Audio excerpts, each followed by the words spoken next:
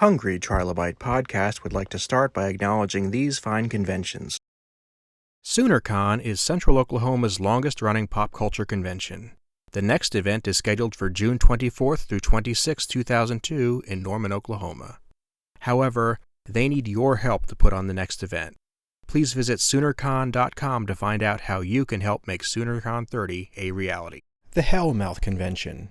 The Hellmouth Convention is a celebration of all pop culture, but specifically things like Buffy, Angel, Firefly, and Dr. Horrible.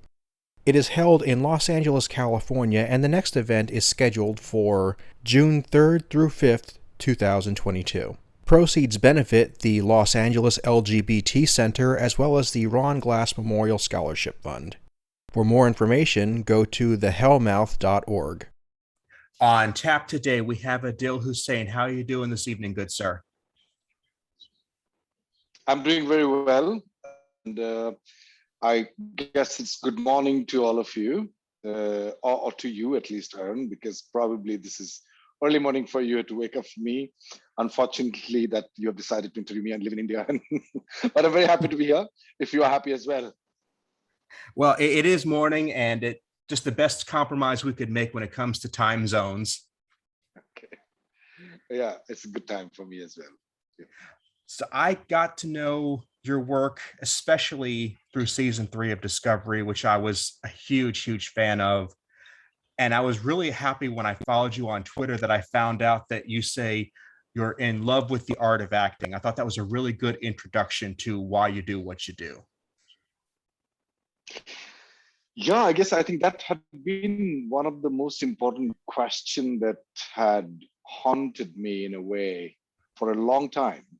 Because after I graduated from drama school in 1993, I had a lot of questions, and I wanted those questions to be answered. And I got a scholarship to study acting in the UK. When they came back with some more information, had a very structured training there as well.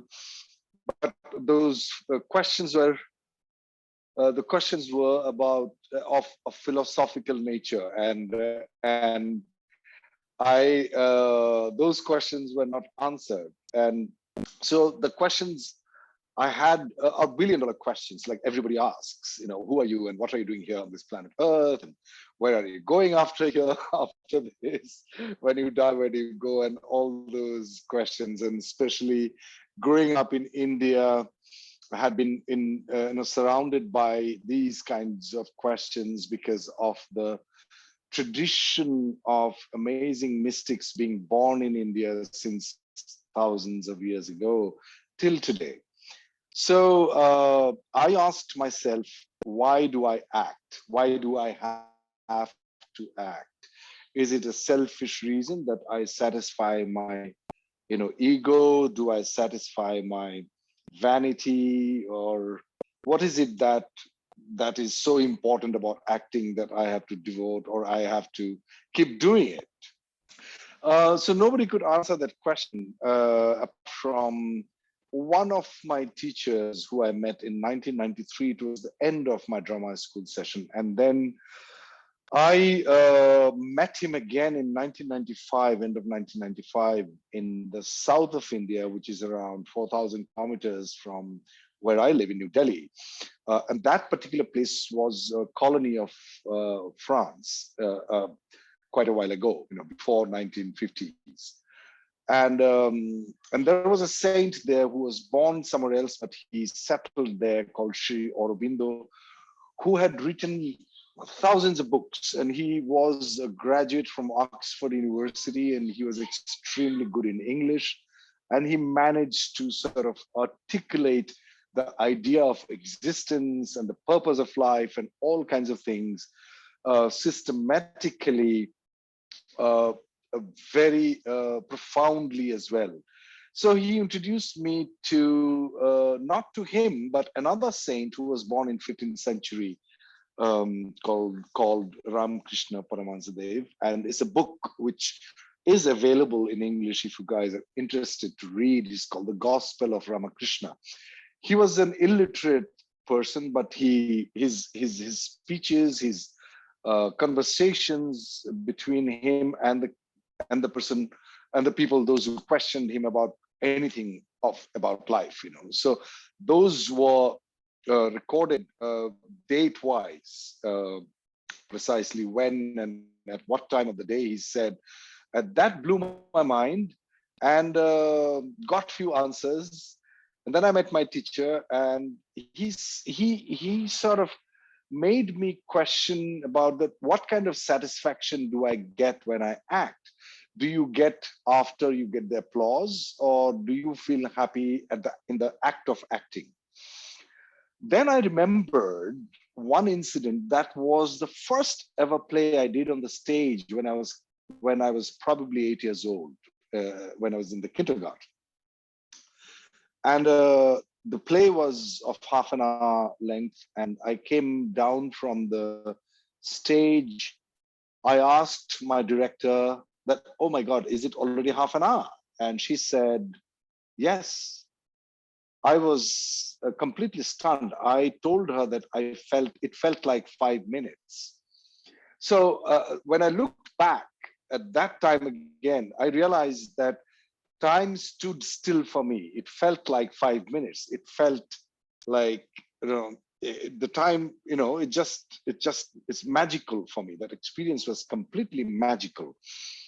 And probably when I told this particular story to my teacher, he said, this is what happens. You live in the moment. Your intensity of being here and now increases manifold. And when it increases, you actually truly live in the time and space, and with the body, which is meant to live in the time and space and now and here. Only the mind goes to the left or right, of future or past. So it gives an immense amount of quiet kind of joy that you derive from that kind of presence. And then the empathy that you create amongst the audience members for the characters that you play, which could be gray or black. No character is black and white anyway. So that's the job of an actor, that you create empathy and you give an audience, or you allow the audience a window to the validity of one's opinion or one's perspective of the other. So that is what is missing in the world nowadays. We think we are the one who is right only, and the others are all wrong. So if you can create that empathy, if you can evoke that empathy amongst people, then your job is done. And that's one of the greatest gifts that you can give it to the other. So I said, okay, that's good enough for me. I can keep acting. So yeah, I continued until today. I feel very blessed, and I'm very grateful that I chose this art form, the art of acting. And I'm still searching for greater depth every time I act, and it's going on. I don't think the depth that I'm searching for, and I think it's bottomless. So I'll never be bored, because there is more water, deeper water to dive into. Thank you. I am definitely going to look up that book, and I'm going to be putting it in the show notes on my website. So if anybody else wants to check it out, they're certainly free to do so. If I could talk from the other side of the screen or the other side of the stage, I can say that my greatest thrill when I'm in the audience is knowing that whoever's on screen has managed to show me somebody else's perspective from, a different race, a different gender. And when you get into sci-fi, it could be a different species or a different time. It's seeing yourself in somebody very unfamiliar is very rewarding when you let yourself do it. I was just saying, if that's the way you were going about it, if that was why you were doing it, I think we're definitely in it for the same reason there. Yes. I think art's greatest quality of watching a piece of art or practicing even a piece of art is that it creates a certain elasticity or flexibility within the person's perception to see things from quite a few points of views, and one becomes a large-hearted and wide-hearted person. The mind opens up, and I guess we become more accepting, accommodating, more perceptive. More we are trained to watch the nuances and subtle aspects of life, and that probably is the purpose of watching or practicing art, artistic activities. And without art, I think, and that's what probably is happening across the globe. I remember when I was in Holland in 1997 till 2001, I was in a dance theater group. I was the only actor who was acting, and rest of the people were dancers. And we performed, and within 10 years' time, that particular company was gone, and because the funding for art was reduced by the government in 2008 and 9, and it's happening across the globe. In India as well, we have very little funding for art practices. Few private funding systems are in place, but that's not good enough, because art practice or art education, from kindergarten onward, if we make it possible for each and every young children to sort of to facilitate them to practice their artistic tendencies, and recognizing or detecting the temperaments of the kids, I think we would be living in a much better world. And when you make the timeline long enough, when you look at what really matters in the long run, it's almost always the art that survives individual lifetimes. It's engineering it's often happen. It extends out, and political events, they often have their impact. But when you look at something from 1,000 years ago, you're almost always looking at art. Yes, because that probably artistic activities are probably the most or the finest expression of a world that could be, rather than what it is as well. And once we do get the opportunities to practice it and let it flourish and facilitated by the by the people of a position in power, powerful people around, those who are in position of power. And when we excavate something from, as you said, that there is this huge excavation which happened quite a decades ago, very close to India, and it's in Pakistan right now, but in the greater India, what used to be, we came to know about the finest, the civilization, the quality of civilization was perceived by the modern people by looking at their art. And that's always the case. And I don't understand why the governments nowadays are not interested in that. That is a sad thing, and which is happening probably across the globe. And I don't know the reasons. Only few countries probably invest a lot in art, Scandinavian countries, and France probably a little more. I don't know about America. I don't know about Southeast Asia, but Japan probably more, but I don't have any information about the other countries at all. So, but less and less, that much I can see, yeah. I would say in America, we have certain programs which are funded, and the dollar amounts are significant, but proportional to the population, no, not so much. I think that what we're seeing is, like I said before, to see the real value in art, you have to take the timeline out decades, centuries, millennia, and we're encouraged to look only a couple months, a couple years in the future. And it's often very hard to see the value in art immediately after it's released. You need to give it time to percolate in history. Yes, absolutely right. Yep. And that's not a good thing. I'm just saying that's the dynamic that we have in play right now. Yes, yes, absolutely. But I hope that it changes. Yeah. Mhm.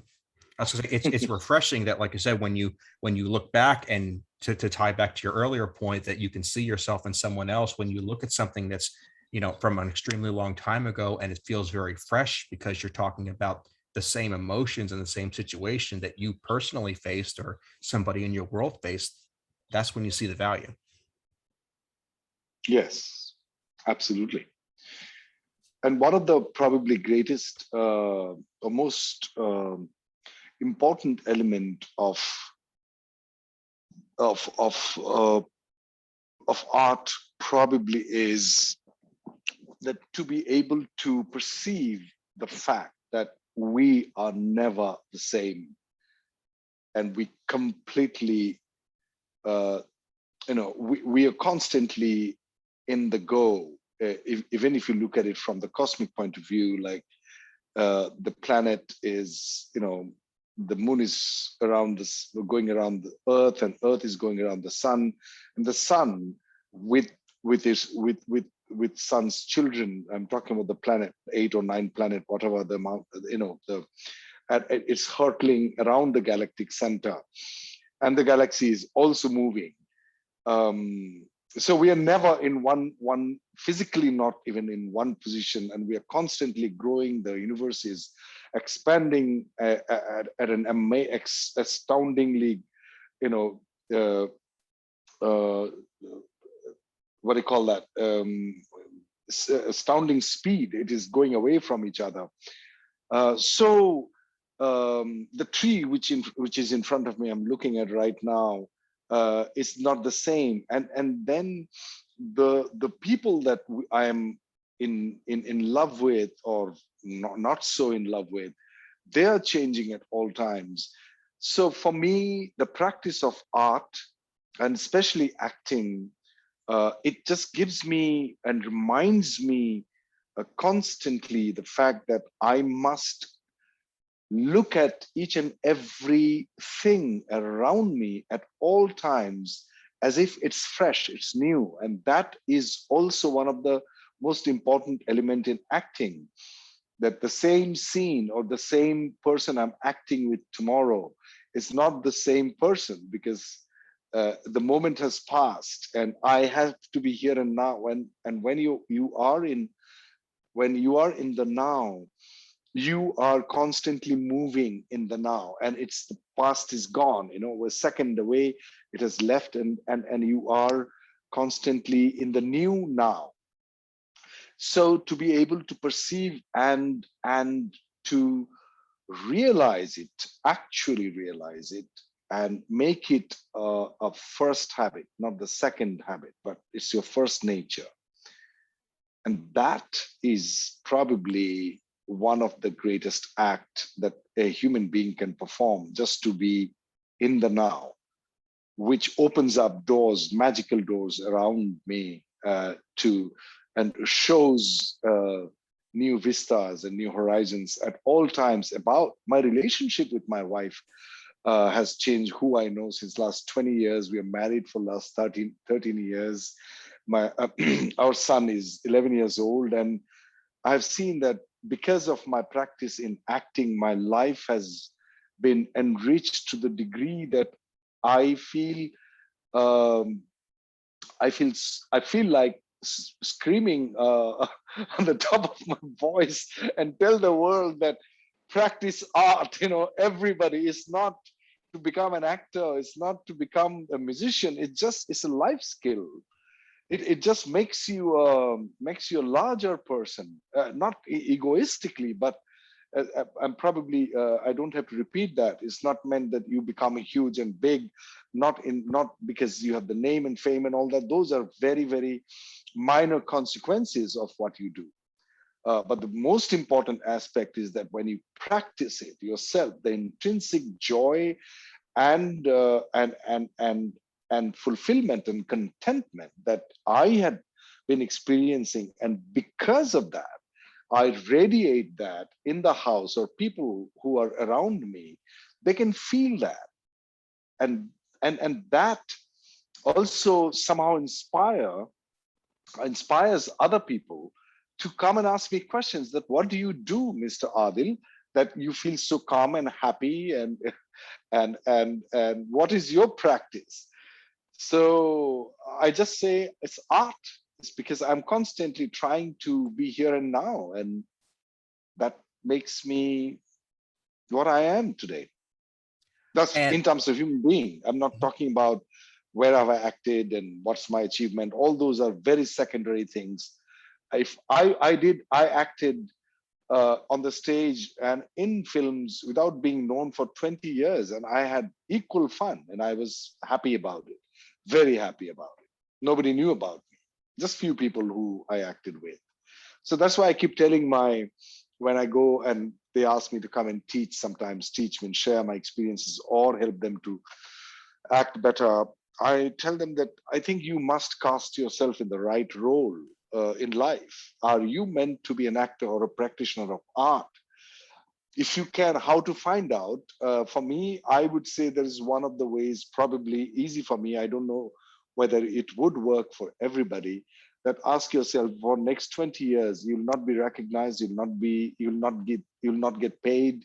Would you still act or paint or sing or dance? you know, would you be doing that? Can you see yourself? Can you imagine yourself without being paid or recognized by anybody significant? And I've said Yeah, before on the show, and I firmly believe this, that the entertainment arts, they're very visible, very significant, but art at its core doesn't even have to encompass that. It's the part of your mind that just says, I'm going to make this, I'm going to build it better. And yeah, that, to engage that is necessary to feeling worthwhile inside. And when you're saying, absolutely. yeah, when you're saying that you're trying to get people to do what they want to do, regardless of if they get rich and famous, I think that's the key, because if you don't see that value, you're doing it for the wrong reason.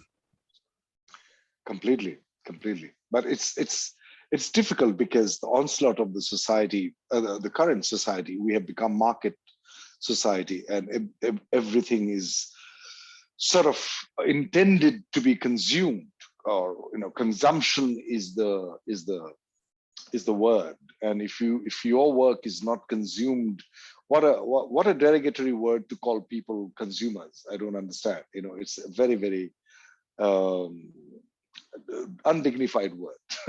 That much I can tell. So if what you do is not consumed by the society, then you are questioned by your family and loved ones as well. So it's a journey against, it's an uphill task to remain and to retain your integrity. Uh, why have you started practicing art in the first place? We forget about that, and we get displaced, destabilized by these questions of people like, oh my God, nobody knows about you. You should go and put yourself out there. But I think that if you practice hard enough, when I say hard, I mean not necessarily one will perceive the work as hard work. I may not perceive the work that I have done as hard work because I love it. So it doesn't become hard. I just did it. And of course, I stayed away nights after nights and day after day. I worked and worked and worked. I felt tired, but I was always happy. So it didn't feel like I'm doing hard work. Um, so if one does it, there is a proverb in India that when you have worked in the right direction enough, with some kind of purity of intent of going deeper into the work, whatever that work could be, the art of cooking, or doesn't matter, gardening or climbing mountains, you start exuding, kind of radiating certain kind of fragrance, and people will come when you are really ready. You don't need to go and showcase yourself somewhere else. And that played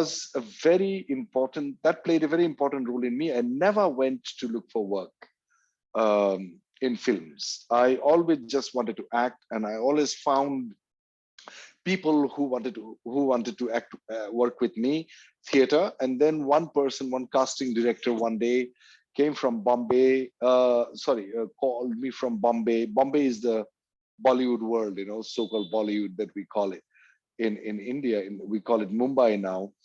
The director flew from Mumbai to come and convince me to act in films. So I was pretty taken. I was touched. I was like, "Oh, that's interesting." He was told that I'm not interested in films, which is true, because the kind of films which are being churned out from Bollywood, I didn't watch it myself, so I didn't want to be in it. And so I said, yeah, I'm not really very interested, but if there's a good script, I'd like to act. And that film became a bit famous. It became popular, and then I kept getting work without auditioning anymore in India. I don't have to do it anymore. So I've done probably, as of now, including short films and television, 85 or 86 projects since last 10 years. It's the only last 10 years that I had been acting in film. So what I'm trying to say is that one starts attracting the kind of work that you would like to do, even without so-called networking. The networking happens. That's the nature of the universe. You attract energies around you. And yeah. In the podcasting realm, we would say you are self-selecting. You are doing what you want to do, and the people who want to see that will find you, and the people who want to work with you will find you. Right. Yes, absolutely right. Absolutely right. Yes. Yeah, there's enough out there. There's enough audience out there for everything. So you don't have to feel like you need to appeal to this one group or this big audience. When the people who truly value it will find you. Absolutely, I agree with you completely, because I think that that's how universe functions, and we must. That's the thing. We cannot have plan B. There is only plan A. That you're jumping from the cliff and you would know that you would fly, and there is no parachute, or there is nobody waiting down there with a net to catch you. You jump, and with the trust that you will fly, or you're ready to die. So once one is ready with that kind of courage, I think things start working for you. I didn't have any plan B. Like, oh, if I don't get to act in movies, I will do something else, or act, not movies. I mean, movies were out of my radar completely. I just wanted to act. And then what you said, self-selecting, and it comes around you, and it also trains oneself to trust that intuition, which is a higher faculty than instinct. Instinct is good for survival. It's a survival mechanics or mechanism.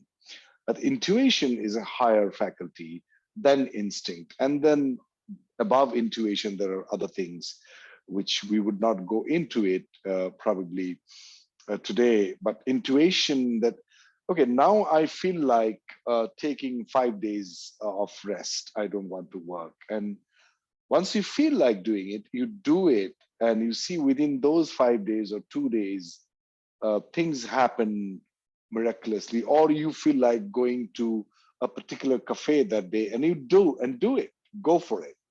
And you look around in a bookshop, and you see a book, and you just collect that book, and you pick that book up, and you feel like reading that, you buy it. So I'm saying that to train oneself to follow that even humble feeling. The trouble with inner instructions or inner voices, if I can say it that way, put it that way, and most of the inner voices which are from even deeper or higher spaces are even more humble. They don't want to push you. They don't want to force you to do anything. But if that's why it is important for art practitioner to be to practice quietude, a lot of deeper quietude, so that we can hear the humblest gentle indications, not even a request, just indication that maybe we should look to the left, just maybe, very soft, very gentle. So it is important to practice that kind of quietude in order to, and how to be quiet. There are hundreds of ways to do that, and that particular practice would come to you if you're seeking hard, or seeking intensely, and whenever you are ready, it would come probably. So what I'm trying to say is that it is important to follow that feeling in order for universe, or whatever you call it, the energies around you, the people around you, the things around you, will start responding when it is the rightest time for oneself. When it comes before, sometimes if you push and manipulate things, then you might end up in a place where you didn't want to. You don't want to end up there. And a lot of things I've seen, not with me. For some reason, I had been very lucky, and that's the reason I feel so much of gratitude, that I never tried to push things. In some aspects, it happened, but with acting, I never tried to go and make it happen. Without knowing it, I didn't know about it. It just it managed to let it happen, and there is a huge difference between these two. To make it happen and to let it happen, and the difference is almost day and night. It's like that stark. And probably what you are saying, Aaron, that it works when, as you said, that it's self-selecting. It selects itself when one is in that space of gratitude, relaxed, in leisure, in joy, in quiet joy, not exuberant, but just gently. You're placing yourself in the hands of the greater forces. And I greater forces are something that whatever we attribute those to being, that's something that we have to acknowledge is we're not the biggest thing in life. We're far from it. So once you understand that and you accept that something can push you along, just be open to whatever it is. Yes, absolutely. That's probably a really good place to leave it, because I'm not sure we could get better than that.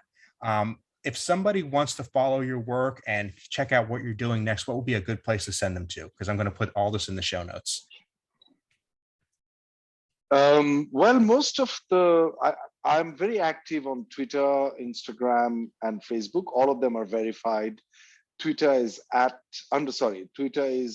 Adil Hussain, and the same handle is for Instagram, and Adil Hussain with a blue tick is on Facebook. I don't have any website, but IMDb quite often they enlist the work that I do and I had been doing. Today, I got the Best Actor Award at the Washington, D.C. South Asian Film Festival. They announced it today. And it's a very different kind of role. I put it up on Twitter if you have a look at it. Mm-hmm. Those films are not yet released. It will be. So there are quite a lot of films are on Netflix. Two of my favorite films are there on Netflix now, which there's one film called What Will People Say? That's a Norwegian film, and that was the Norwegian submission to Oscars in 2018. And I was humbled to be awarded the best a national award of Norway as the best actor. And if you search for Adil Hussain on Amazon Prime and Netflix, you'll probably find few films in the US as well. And I strongly recommend those social media feeds, because I love how you present a very three-dimensional image of life, not just your work, not just your dinner, but just pretty much everything that makes somebody whole is in that feed. And I do appreciate that. Thank you, Aaron. Thank you so much. like I said, I'm going to put all this in my feed and all those in the show notes. I would appreciate having you back anytime because I really enjoyed this conversation. I had a great time because I think it's rarely that I get to talk in an open conversation like this, because there are always a sort of an agenda or I mean, I'm not saying it's bad, but it's structured and certain questions which is related to films only, but very rarely someone would ask me about why I do what I do. And that is one of the most important questions that I ask It really myself. is. Yeah, it is. It is. Well, again, you're welcome back anytime. Let's make that happen. Thank you. And I would love to anytime. Thank you so much for inviting me. It was a pleasure to talk to you.